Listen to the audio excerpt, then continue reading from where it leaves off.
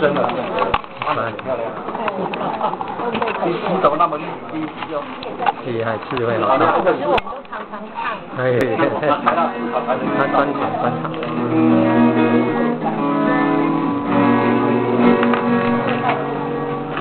有啊，不是会到这个教堂。跟起这个调音两件学问啊。调音的学问，哎。调音这大学问呢，工具都很贵呢。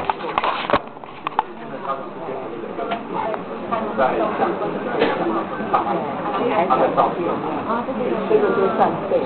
方向弄错了，喇叭向前面。哈哈，哈哈，喇叭向前面。他就不一，他是我，他这个是为他本身，是我只有这个东西吧，有时候像他这种会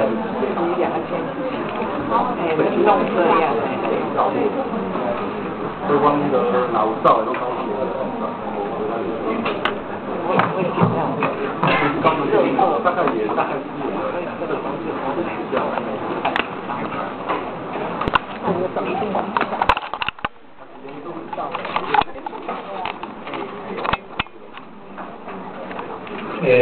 各位同学，大家好。好。不知道怎么称呼，应该是都是老师吧？大部分。大部分是老师哈。专家。专家。我先自我介绍，我是很平凡的一个人。但是我是一个快乐的人。我是街头艺人。街头艺人不是艺人啊，不是艺人头刀艺人，街头艺人。我也是财神之心，不是天上的心，是猴子的心。我也写了一首歌，叫做《猕猴有话说》。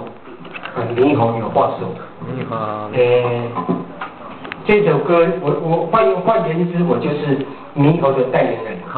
我有请示他们那些帮主啊，那些猴子的帮主，他们说没有意见的啊，他们不会讲话，他们默认没意见啊。在文化局长还有管碧玲他们科长他们都非常认同这一首歌嘛，希望大家等一下可以分享给大家。我也认识我们学校很多教授。他们常常去爬山啊，当教授，他是教英文的，在他前面我唱英文也非常小心啊，不然说你去不掉哈，所以我的名字非常好记啊，叫做林锦龙，双木林，锦绣河山的锦，龙是龙凤的龙啊，讲台语叫做林锦亮，比较好记哈，你们也可以巧思一下，把你的名字。把你的名字整个口语化，朗朗上口，让人家好记。我在金广电台、教育电台、高雄电台，很多电台给我专访。他说，我专访那么多年啊，大官名人啊，你的名字是最好记啊。岳林盛平、翁少柏他们这条电话打记，他就说，我知道你是谁，一起听起。